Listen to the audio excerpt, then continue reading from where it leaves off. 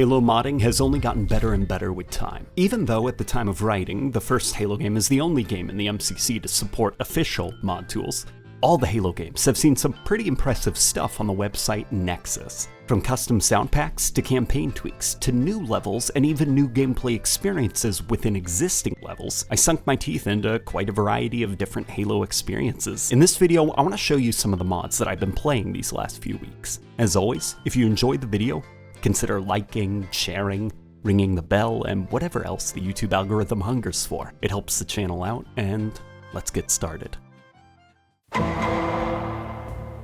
Halo Threech is a mod from Presidente that does quite a few subtle but clever things.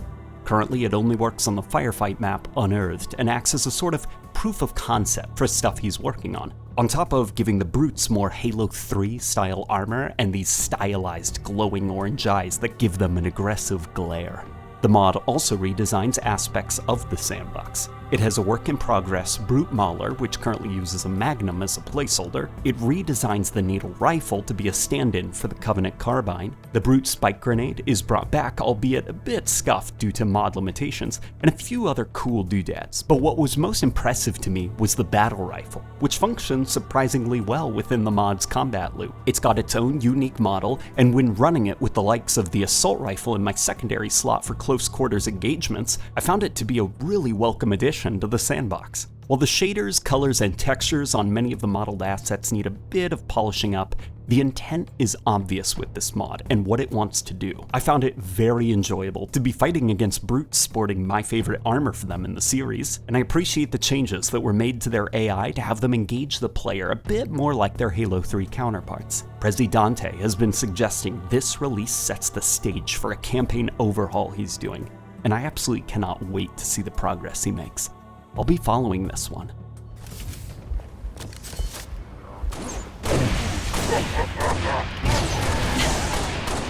Right on target. Running low on ammo. Went directly through the cortex.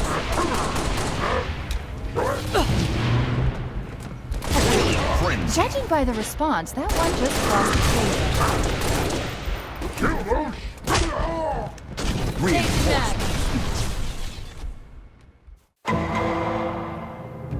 Halo 4 Overkill is a mod from Rethought that aims to take Halo 4's combat and sandbox and rework it into something that flows a bit more like those Halo titles of old. Movement speed for the player has been improved so that sprint is less of a movement crutch. Hit scan has been thrown in the trash in favor of projectiles that require the player to lead their shots, even on kinetic weapons. The Covenant colors pop and are a bit more defined to help better differentiate units. Improvements were made to various graphical effects such as explosions and reactivity in the environment, with my personal favorite being the improved particle effects for plasma impacts. He also gives the battle rifle a much easier on the ears sound effect. When factoring in the less accurate Covenant AI and more pronounced plasma orbs that are easier to track and dodge when they're coming at you, the least enjoyable part of the mod really only came from the fact it lasted one mission. Oh, that, and he hasn't gotten rid of the Covenant's ability to super combine the player, which still does interrupt combat a bit too often, like base Halo 4. There's some pace-breaking things that Rethought unfortunately can't fix, such as the annoying quick time events, but really, I found this mod to be absolutely worthy of being downloaded. This was good stuff.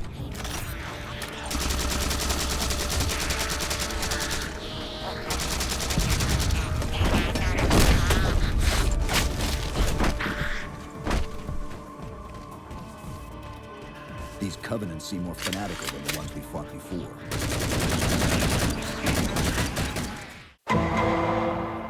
As we move deeper and deeper into the realm of campaign modding, we should probably talk about Arrival.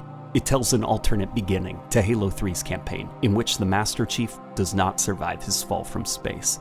With Earth's hero gone, it's up to Johnson's Marine Squad to fall back to base and come up with a new plan. But Chief isn't the only thing to find his way to Earth. The Flood is here too.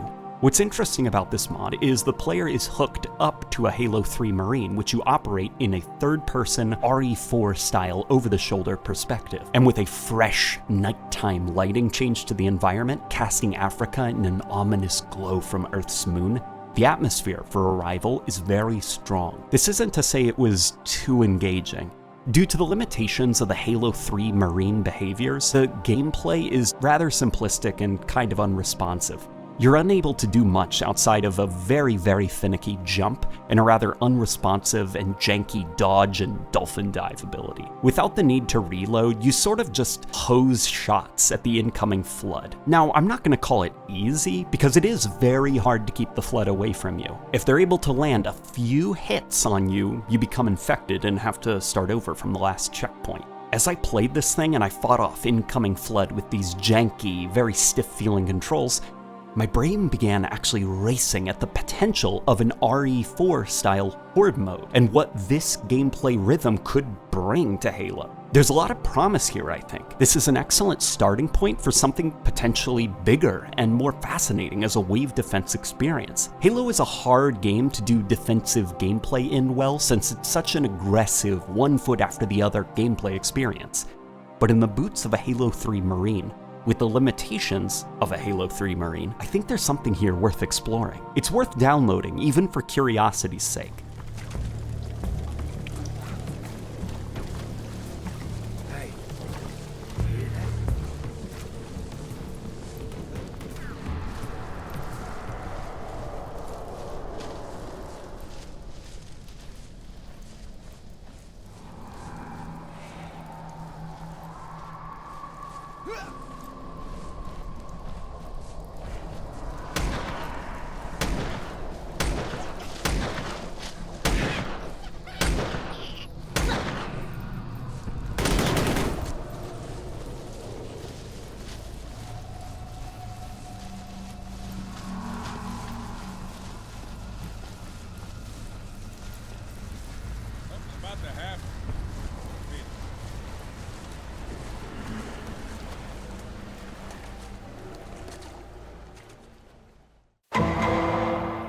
Metropolis Warfare is part 1 of a custom campaign that uses a completely original map, something I hope to see more of in the future of MCC modding. Despite the initial potential that a custom map brings, I unfortunately found myself not enjoying too much about Metropolis Warfare. The rather flatly lit and oversized city environment led to a lot of just awkward dead space and a lack of atmosphere. And Halo Combat Evolved's core gameplay I don't think lends itself well to the Gears of War style cover shooting that the mod attempted to go for. Enemies seem designed to pin you down behind cover, and then with the enhanced range of the weapons you have, you fire back at them and sort of experience a more militaristic and cover-to-cover Halo experience. But with the core player movement, mechanics, animations, and enemy behavior loops that aren't designed for this type of gameplay, Metropolis Warfare just ended up feeling like a really sloppy fan mod. Cover was scarce, enemies were far too oppressive and awkwardly placed, and the level design simply was too flat to engage me. Music would just suddenly start playing during combat and then go eerily silent once it was done, with no city foley or atmosphere to mask how strangely quiet this apparently war-torn city is. No bombs falling or anything, it's just quiet. It did a poor job of pacing its encounters and guiding me through its flat Gmod-like streets. The best part of the mod, sadly, was when I found a ghost and began actually having fun running over Covenant. While I was playing through this thing, it actually made me think of Halo 2. During development, Bungie intended Halo 2 to have a cover mechanic, leaning, and even the Covenant would have been designed to operate on cover logic. They'd use pinning tactics to keep the player behind cover to help their advances. Metropolis Warfare feels kind of like it's reaching for that lost version of Halo 2 that we never got to play, and unfortunately doesn't have the technology or maybe the knowledge yet to pull off that vision. The ending of the mod teased the flood, so I'll keep out for that, but right now this is sadly one I didn't enjoy. The poor combat design and the lack of art direction really made me feel let down.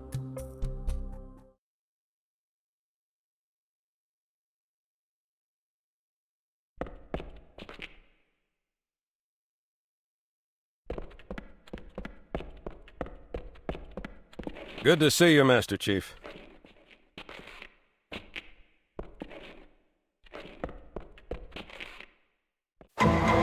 Speaking of art, this is an interesting one. The map Ascetic is the creation of Altus. Inspired by a dream he had of a shrunken down sand trap, this is his second and final crack at the map after giving up on it in 2015. His map, frankly speaking, is a masterpiece in not just art, but atmosphere. It's a map I downloaded initially due to the interesting name, but I actually ended up running out the in-game clock because I spent the whole private match just walking around, getting lost in all of the beauty. Ascetic is a small map designed for around 4 to 6 players. Altus says that the map would work well in King of the Hill, but another mode I could see actually being quite a blast in this is Oddball. The map is riddled with these passages, escape routes, and it's so nice and intuitive that I found myself easily navigating its overgrown and forgotten tunnels. If this is Altus's first map ever in Combat Evolved, I'd honestly be shocked, because if it weren't for him confirming on Nexus that he did indeed make this, I'd honestly believe that this might have been a Halo 2 map ported into Combat Evolved. The art direction is strong, and the map design even stronger. I'm going to be keeping this one downloaded with the intention of organizing a proper play session, because I think this thing needs to be played by more people. This is good, and I hope to see more maps from him in the future.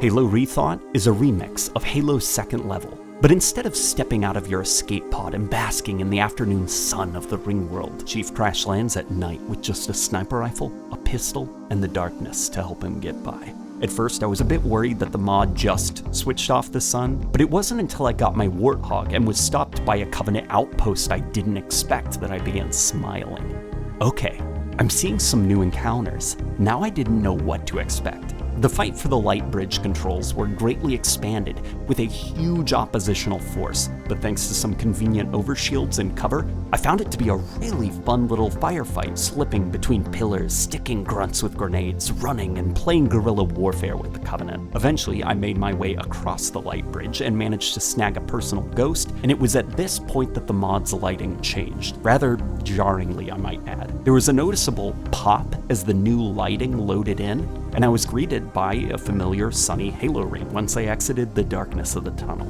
I'm not sure if this was a glitch or if the intention was supposed to be that this is how long I was in that tunnel, that by the time I got out the sun had risen, but I think something that would help sell the idea a little bit better is if the sun was lower in the skybox and the lighting was more orange or yellow to reflect what a sunrise normally looks like.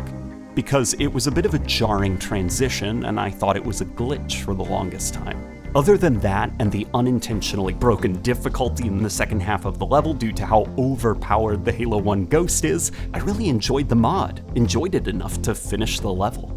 If you want a remix of one of Halo's best levels, I seriously recommend giving this a try.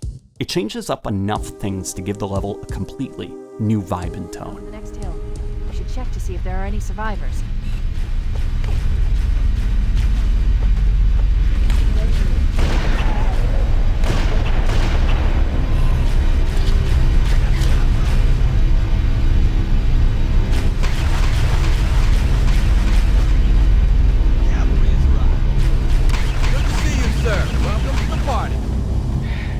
Sir, we're scattered all over this valley. We called for evac, but until you showed up, I thought we were cooked.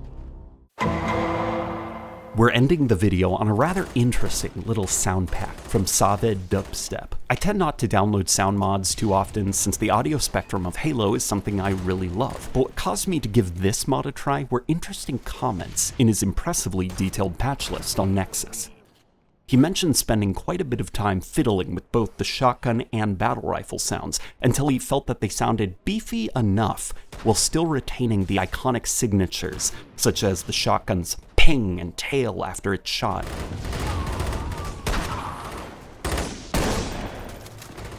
Sure enough, I gave the mod a go, and the work he's done on each and every weapon is incredible. Every weapon he's touched has been given a heft and weight that makes Halo 3's audio spectrum sound more modern while not getting too different from the original or screechy and noisy like some sound packs unfortunately get.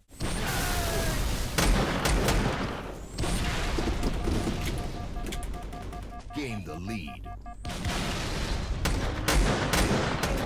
There's a delicate balance when adding new sounds to an older game with a more simplistic audio engine. A lot of testing is required to make sure that the new sound effects are appropriately mixed and played in the different environments. and the polish of his sound pack is something that astonishes me.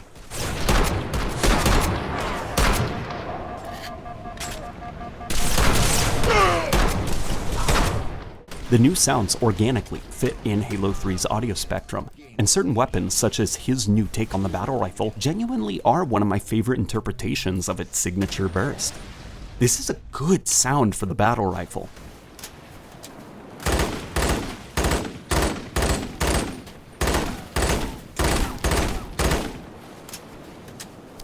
Really, the only sound that I did think could use a bit more work was the turret. The turret's volume is really loud, and there isn't a lot of variance in the way that it rumbles, so if you spam it for too long, it can kind of grate on your ears.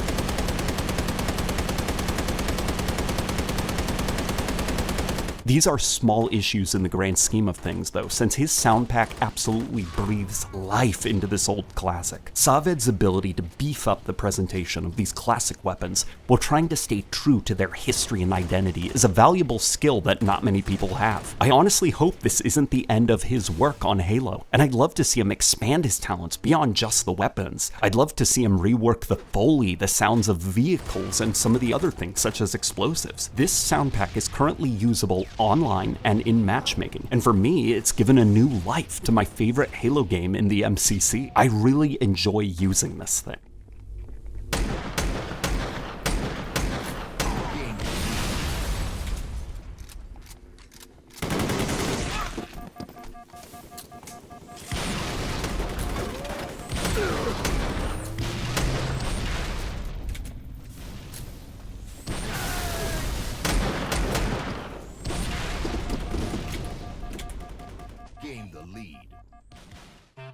Halo's MCC modding scene is just starting to produce some interesting results. We've got banished vehicles in Reach, original levels in Combat Evolved, and with official mod tools for Halo 3 on the horizon, I think Halo modding is just getting started.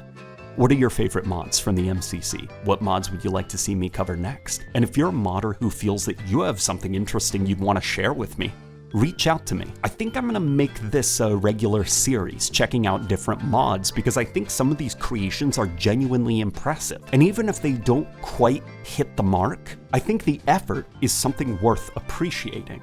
With that being said, let me know all of those things down below, and I'll let you guys enjoy the rest of your day.